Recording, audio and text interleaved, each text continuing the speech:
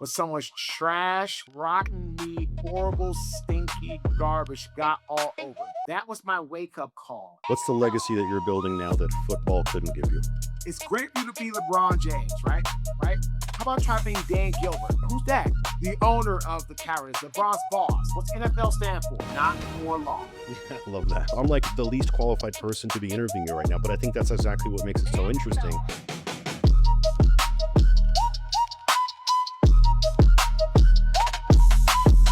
All right, welcome back to The Formula. I'm Peter Roth, and I give founders who've built big things to expose their actual formulas, like the marketing, the software, the coaches, no fluff, whatever made them rich.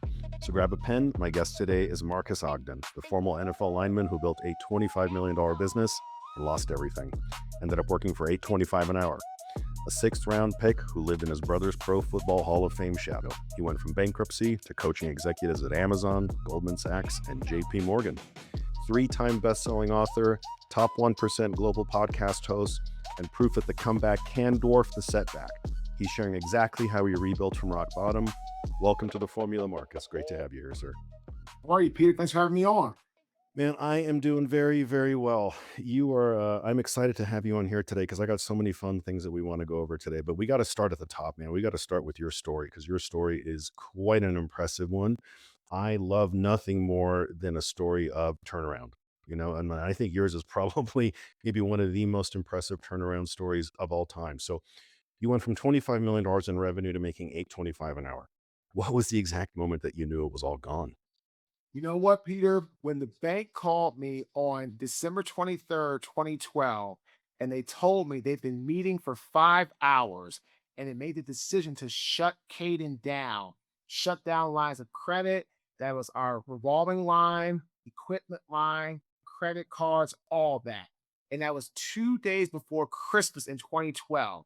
When I hung up the phone from that call, I knew right then and there I was gonna have to file a bankruptcy.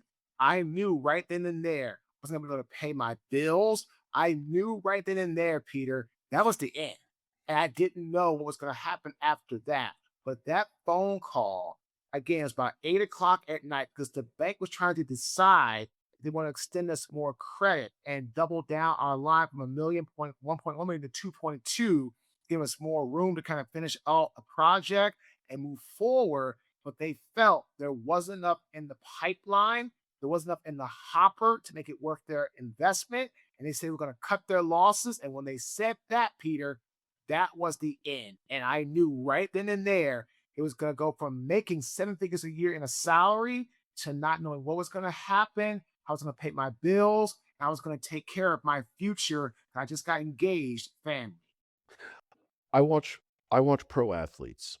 No, let me I don't watch pro athletes because I when we talked in the beginning, like I don't follow sports. So I'm like the least qualified person to be interviewing you right now. But I think that's exactly what makes it so interesting because I don't care about the sports side. I care about the turnaround side. I care about someone who's made it so big in life because they had to work so damn hard to get to where they were.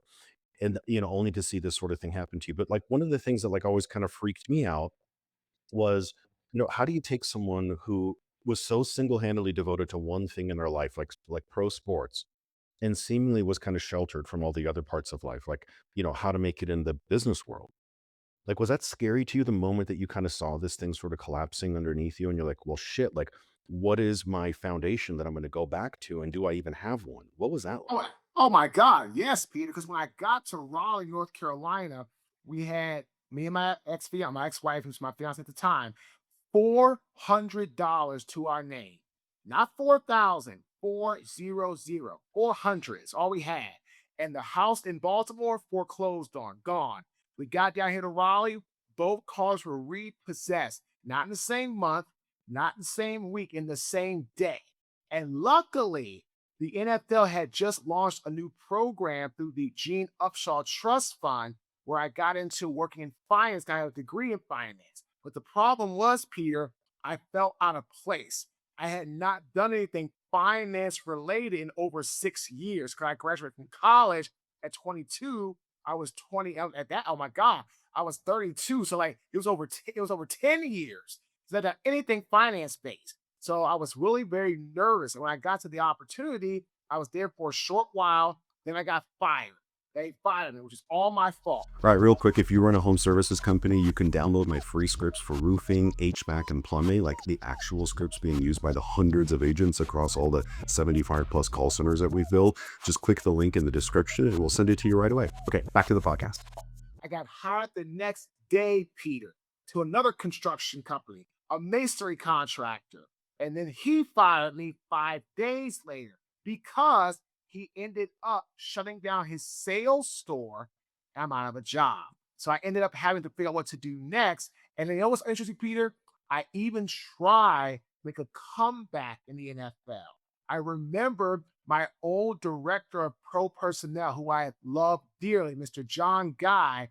He and I met in Sarasota, and I remember having some people video my bench tests, my work, my footwork, him putting me through drills, because he was the guy for the Bills that would put players through drills when they were trying to sign them as a potential roster pickup. And so I had John put me through a bunch of drills, all this stuff. And at the end of the thing, I was like, man, maybe I'll get a shot. Maybe I'll get a shot. I'll get a call. That phone never rang. And honestly, Peter, the film even got like it was just like a huge piking because I had no idea what to do next. And then I took a job training kids in football because that's all I knew.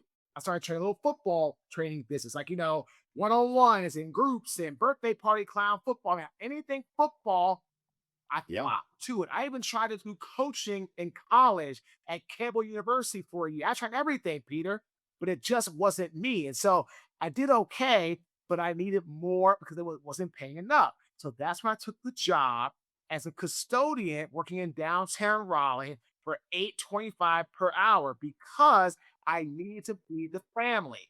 But thank God for that job, Peter, because that job made me realize that I was the one that cost myself everything, my money, my bankruptcy, because I got this massive ego. And you couldn't tell me anything.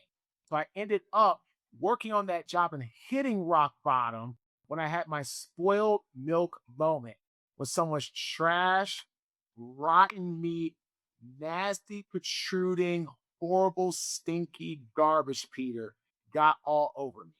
And that was my wake up call. And what happened is that's when I decided, because I heard a couple of different podcasts, I was listening to like Tony Robbins.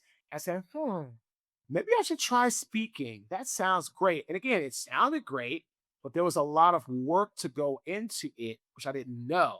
So that's why, Peter, for 2.5 years, I didn't get any paid jobs, not a single one, because I was just so not understanding the business and how to bring value. Like I have a client I was talking to, a prospective client. He said, Marcus, we need our speakers today to be inspirational, not just telling a story. We need practical takeaways that our audience can apply.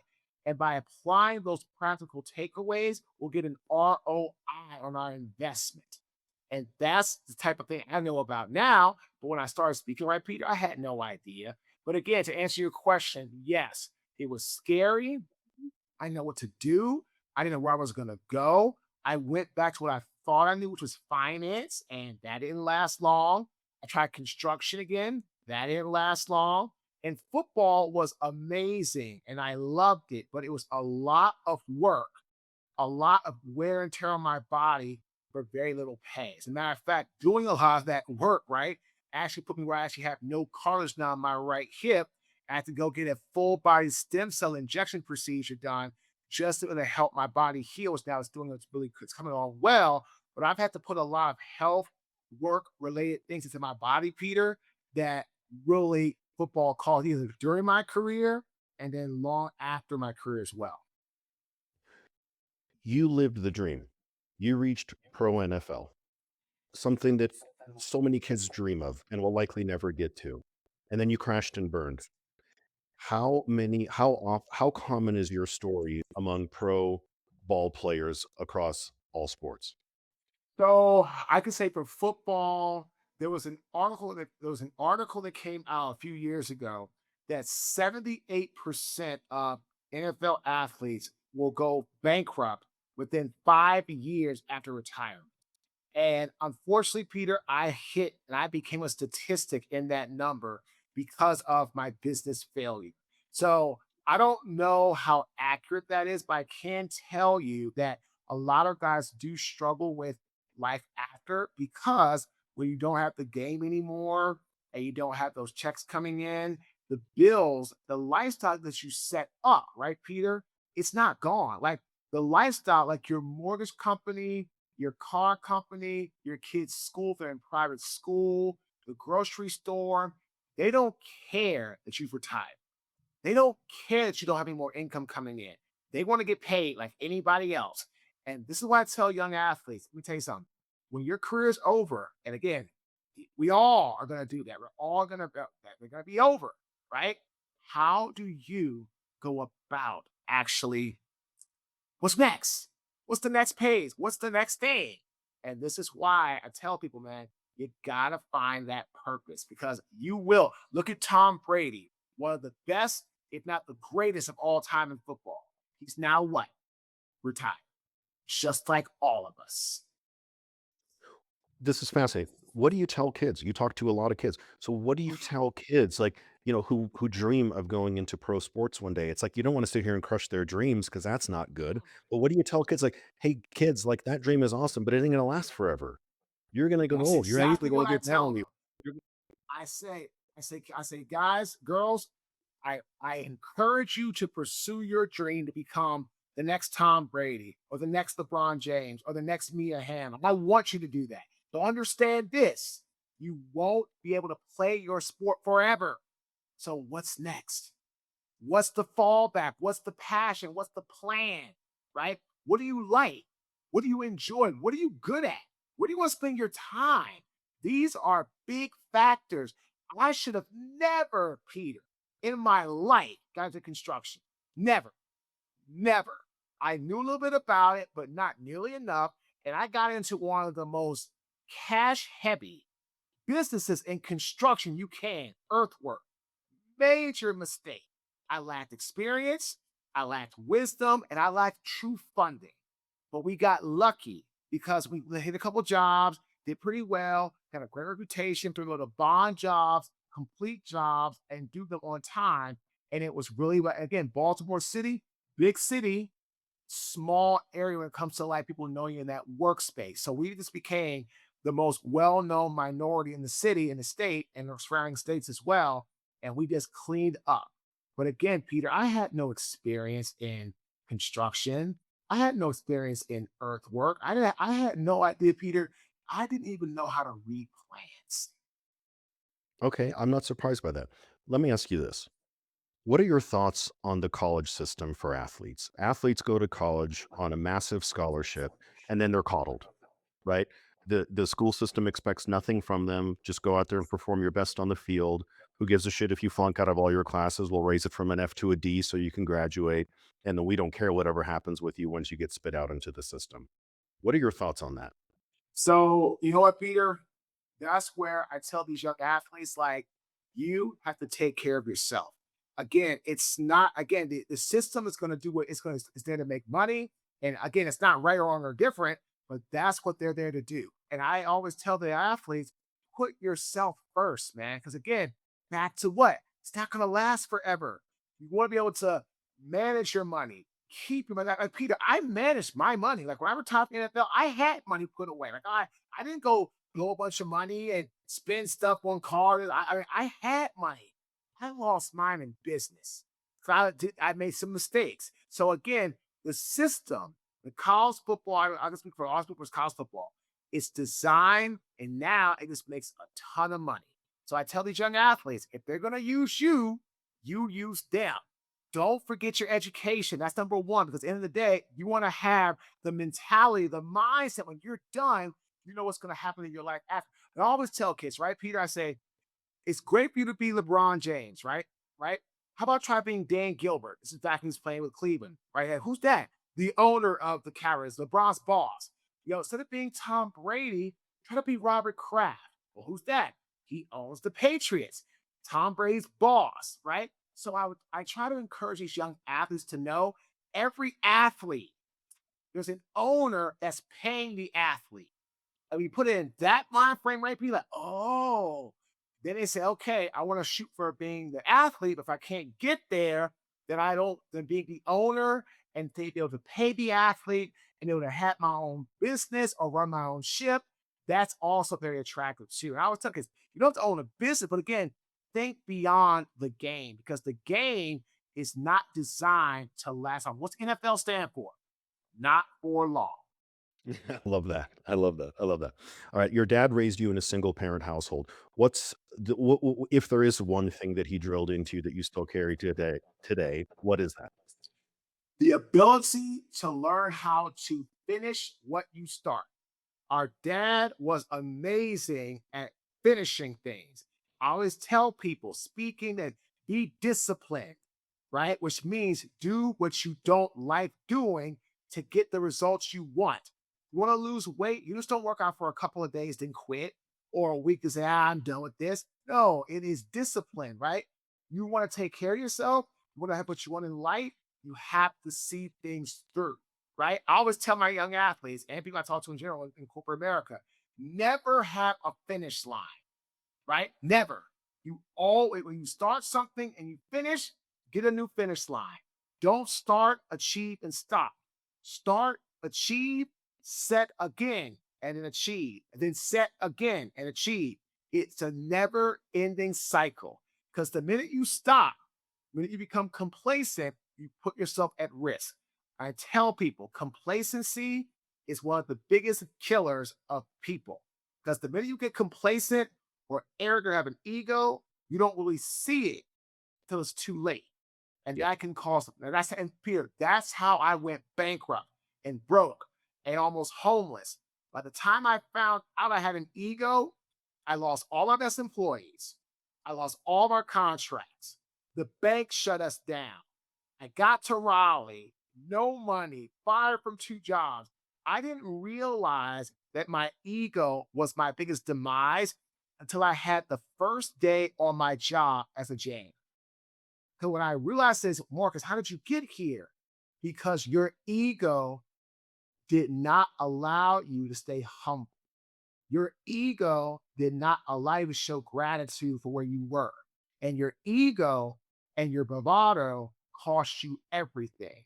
And that's why you're here right now making 825 per hour instead of doing what you were doing before. Because you lost sight of what mattered most, which is humility, gratitude, and staying humble. I love that. Speaking of ego, you say that your ego killed your construction company. Can you pinpoint the specific decision if there was one where ego just took the wheel? That's a great question, Peter. The answer is yes. I remember my senior estimator, Mr. Colin Snow. Colin was saying, Marcus, we are having a major problem. We're hemorrhaging money on that project, the one that took us out. We're hemorrhaging money. Like we're putting out $250,000 per week at times on the project. We can't self-sustain. I said, Colin, don't worry about it. We have work coming for a change order. They got our back. This, da, da, da. He said, Marcus, is the change order signed? No, Colin. They said they get to it. Don't worry about it. I have a handshake. We are good.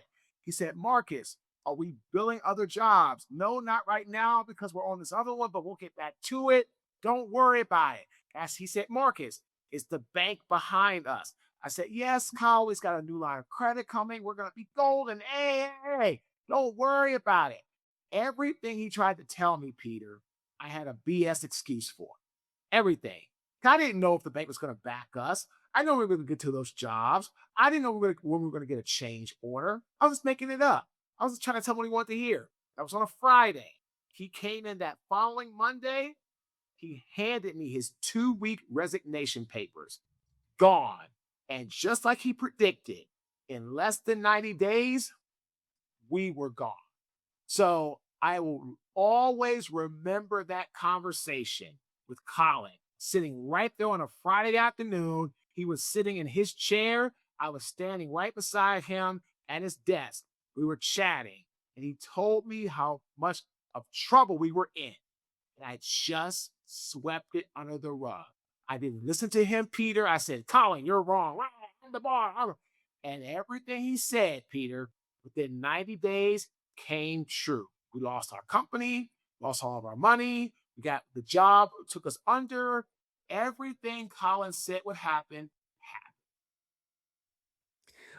Let's talk about some good stuff. Let's talk about a little more uplifting stuff. Mass Mutual booked you 4 times in 15 months. What Yes. did you do what did you do after that first gig that made them call back 3 more times? That's a fantastic question, Peter. Ladies and gentlemen, what I did was I executed on the scope of work. And not just that, I did so in a fashion that was more than what they thought. Ladies and gentlemen, one of my favorite books is the Go Giver series, co authored by Bob Berg, a personal friend of mine, and John David Mann. It says the law of value give far more value than you do in payment. And here's the funny thing, right, Peter? The way that I got to Mass Mutual was doing NAFA Wake Up Wednesdays. Once a month, the first of every month, every Wednesday, NAFA, National Association of Insurance and Financial Advisors, had me doing a wake up Wednesday, like a little mastermind group. And here's the thing, right, Peter? It was free. They didn't pay me. They couldn't pay me. They had no budget. I said, once a month, an hour, you got it. So I did those jobs, ladies and gentlemen, each month for like 7 months. A young lady named Mary, who ended up was working at Mass Mutual, said, Marcus, I want to hire you to do a job for us. Virtual talk. Tell your story, talk about excitement, passion, purpose, and leadership to be better at sales. She said, I've only got $1,500 to pay you for 30 minutes. I said, I'm in. Took that job, Peter, nailed it. I talked about my story. I talked about Mass Mutual. I talked about tying into the theme. Ladies and gentlemen, when I speak, here's how we do it. We do our title slide. The first few slides after that is all about the theme of the event. Then I tell my story. Then I challenge the audience. Then we give them some practical takeaways they can implement, what we call action steps, in the second half of the presentation. Closing thought, thank you very much for having us. It works like a charm and people love it. And they were like, oh my God, Mark, and you know what they said to me, Peter? You're one of the first speakers outside of our industry that can talk our language and talk our lingo. So I then did that job. And then two lovely ladies, Julie and Lynn, who work at Mass Mutual corporate headquarters, they were on the call and said, Marcus, we got to have you more at Mass Mutual. We had a call the next month. They booked me to speak for them in Atlanta for the conference for African American financial professionals at the Signia Hotel right by Atlanta Falcon Stadium. And I nailed that one. That was around mindset and resilience. Again, same format, nailed it. And then a guy named Roman, who's up in Pittsburgh, called corporate headquarters. I need an energy speaker, high energy, great takeaways. I need a guy. Call Marcus. Spoke, nailed that job, and then now we're going back to corporate. We're going up to Boston May 21st for Mass Mutual. Fourth time in 15 months. Ladies and gentlemen, make everything you do about the client. It is not about you. And that's what we do, Peter. We tie in their theme, what they need. Everybody wins. This is gonna sound vaguely questionable. Is there anything that you would tell Black parents that they can learn from your story? You know what? I would tell them as minorities, we just have to do one thing: keep working, keep going. Period. And I know that sounds cliche, but it's the truth. Because what happens is you just have to keep going, you have to keep working, and just when you get that opportunity, outshine anybody else. Go above and beyond the expectations they had for you. That's why Mass Mutual loves us because they know when we have like when they hire us, we respond promptly. I get an email. I'm back to them within like 5 minutes. I had an email from them saying, Mark, I'm having a little bit of trouble with this. Can you help us out with this? Within 5 minutes, I said what they needed. Boom, I said, Marcus, this is amazing. We love the way you act with speed. And ladies and gentlemen, That's what this is in corporate America. Speed, efficiency. People do not want their time wasted. When you waste time, you're wasting people's money. So be efficient, produce with speed. And when you get the opportunities, outshine greater than they ever thought possible I love that, man. Success favors speed all day long. all day long.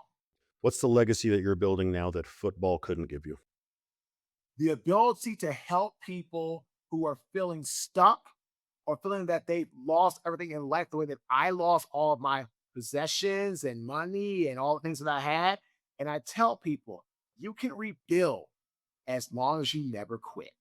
And I want to help people that have struggled or hardship or bankruptcy or feeling down and out, no money, no that any idea how they're going to pay their bills. And I've been there. I've had no money. I've been fired from 2 jobs in the same week. I've had to start from rock bottom. I've gone through a divorce. I had to give up half my assets. I had to leave my home, move into an apartment for 7 months that was dirty and grungy and gritty and it's awful because you know what I'm saying? I had 2 weeks to get out of my marital home after we went through the mediator. 2 weeks, that's all I had. And I had to find a place that had 2 bedrooms for me and my daughter when she came to stay with me. And Peter, those 7 months, some of the hardest of my life. I I bet. drank constantly. I ate horrible all the time. I was just a constant mess. When I got out of there, because I fixed myself and I bought my dream home, and I got a lot more focused on what I wanted to leave as a legacy, that's when I said, okay, Marcus, get back on the horse. It's about helping people who've gone through challenges to let them know that anything is possible to come back from as long as you don't give up. Love it. Let's switch gears. I want to talk about the nature of this podcast, which is called the formula. And here I like to take my guests and have them expose their actual formulas that brought them success. I'm not talking high level concepts. I'm talking actual names of people, marketing agencies, lead gen companies, whatever, right? The actual specific resources. So, who's a mentor or coach that actually moved the needle for you? Like, give me a name. Mel Robbins. I was on Mel Robbins' audiobook, Kick Ass with Mel. And ladies and gentlemen, what Mel told me was profound and it changed my life. She asked me a question during the interview. Marcus, are you motivational? I said, yes, Mel. I'm rah, I'm ready to go. I'm ready to break through walls. I'm there. Yeah, you motivational. That's me. She said, Marcus, I'm going to ask you again. Are you motivational? I said, yes, Mel. Absolutely. I'm. She said, Marcus, motivation is garbage. I said, what? What do you mean? It's short term. Of course. It doesn't last long. It's intensity. Consistency beats intensity every single time. He said, Marcus, be inspirational, not motivational. I said, what do you mean, Mel? Breathe life and or hope into people that they can have a better life. When you do that, you end up having a better life. I said, wow. And once I heard that in March of 2018, Peter, I said to myself, I've been doing this all wrong. I've been out here on stage for myself, for my benefit, for my gain. And that's when I learned it's not about me. Ladies and gentlemen, you want to be successful in life? Here's my advice to you. Ready? It's like a Mel Robbins nugget. Ready? Be more interested in people than trying to be interesting to people. Be more interested. Stop trying to be interesting. This trying to be interesting is like you're trying to talk all the time, trying to Mhm. prove yourself. That causes more demises in relationships personally, professionally, business wise, you name it, because all you're trying to do is show people how great you think you are, or your role or your title, all that stuff that doesn't matter. Be interested in people. Motivation is about trying to be interesting to people. Inspiration is about trying to be interested in people to breathe back life and hope into them based off what they need, not what you think you need to say. That's why I always used to tell my son when he was really young, he had this blabbermouth, wouldn't stop talking. It was always taking center stage all the time. And I looked at him one day, I was like, Luca, why do you think God gave you 2 ears and one mouth? Listen twice as often as you speak. Period. Yeah, Is right. that right? Ladies and gentlemen, people don't want to work with somebody that they feel doesn't listen to them. You know why? Because they're going to feel they're going to have to repeat themselves time Mm. and time again. Peter, great example. One of our biggest clients is a company called Trucordia. They are amazing. They are a commercial insurance brokerage, one of the top 20 in the United States. Amazing people. CEO, Mr. Felix Morgan, I have him on my podcast. Sensational. We spoke with them in February, Peter, at the Phoenician Hotel in Scottsdale, Arizona. When we spoke, Peter, we got amazing reviews. People loved us. We're doing so much more work on our Trucordia on a deeper level. And after the presentation, we were chatting in the back room. The ladies who work in their department of the events and coordination said, Marcus, you were one of the only speakers where we did not have to have you do any edits to your PowerPoint presentation. And that told us you were listening to everything we said to you during the pre-con call. We knew from how thorough your deck was that you listened to everything we said and hit every point that we wanted you to hit for our team Mhm. to elevate. And she said, now that, Marcus, is a rare thing because a lot of times people don't do that. But you did it and it stood out to all of us.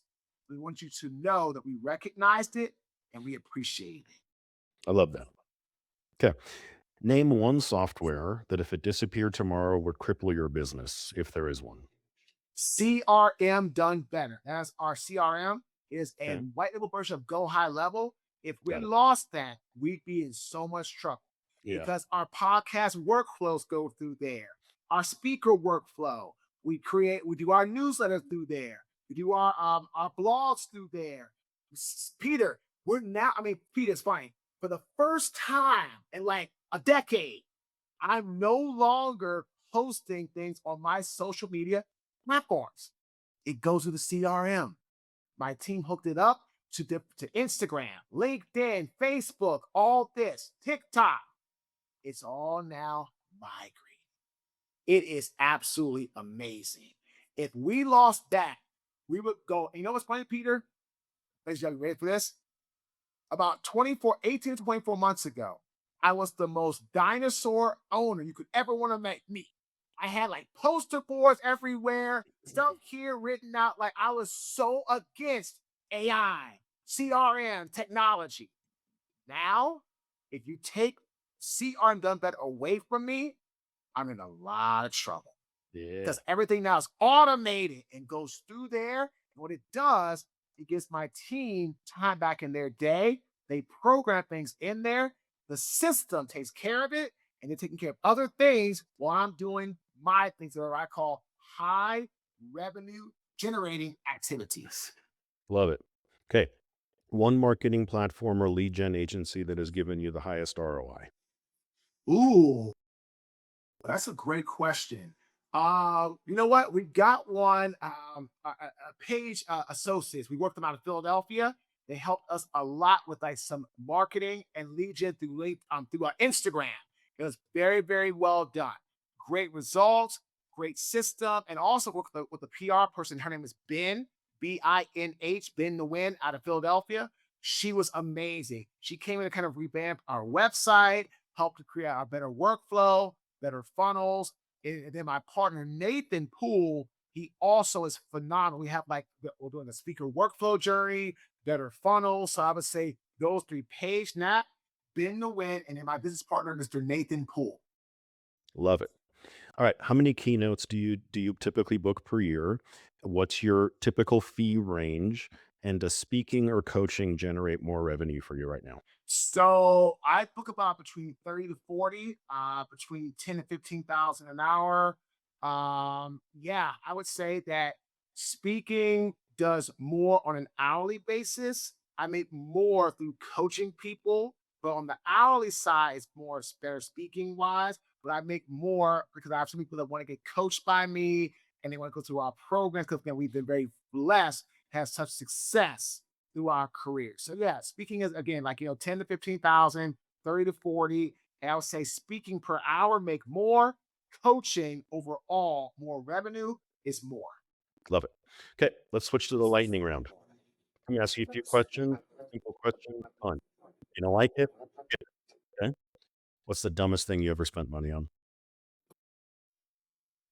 That said it's gonna make me wish in under 90 days.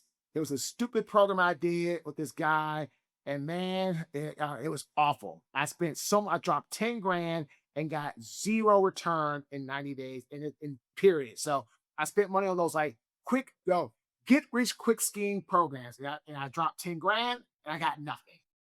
Got it. If you and your brother Jonathan both started a business from scratch today, who wins? Me. I'm a much more extrovert. I'm better business savvy. Love my brother, but definitely me. Which business guru do you think is completely overrated? Ooh, man, that's a good one. Um, I don't know, but I've heard a lot of people. Deepak Chopra is kind of overrated. Again, I have not, done anything myself, but that's what I hear. His stuff is kind of overrated and like not really efficient to help people with getting through certain challenges in life. Okay. You went from NFL locker rooms to construction empire to rock bottom. What's the worst job task you had to do at 8.25 an hour? Throw out someone else's trash that was full of rotten meat, nasty garbage that got all over me because I wasn't paying attention. I was just so tired. There was a rip on the front side of the bag. Taking somebody's trash out that is not yours is not fun. Yeah. What's the best thing you ever spent money on that's personal and not business related? Ooh, personal. Oh man. I would say my house. I love my home. And my home was amazing. I was able to buy it after all the things. I mean, I was able to buy my house about 7 months after I moved out of my divorce. I'm really proud of that. I'm really proud of that. Last question. What's your guilty pleasure that would surprise even your followers? That I love to watch old movies like James Bond from the 60s, and I could do it and I could eat some type of like, bad food like a chocolate or something like that. But like I absolutely love watching like old movies from like the 60s. And then one lastest question because I just thought of this one. Guilty pleasure song that would totally embarrass you to admit to the general public, but when that shit comes on in your car, you sing at the top of your lungs. What is that one? Oh my god. Good Enough by Cindy Lauper, the Goonies song. Okay. Okay. Yeah, yeah. Marcus, how do people find you? How do on social? How do people find you specifically, not your business? What's the best place for people to find you? Go to LinkedIn or Instagram. Instagram is at Marques Ogden, and LinkedIn is Marques Ogden. If it's more this personal, follow my Instagram. But LinkedIn's boat is a little more business. But if you want like my personal stuff like that, check me out on Instagram. Okay. And if people want to book you for speaking or coaching, where do they find you? Go to my website, www.marcusogden.com, or shoot me an email, marcus@marcusogden.com. Love it. Marcus, this was a pleasure having you on today, sir. I really enjoyed our conversation. I can't wait to have you back again sometime really soon. Folks, thank you so much. We'll see you on the next one.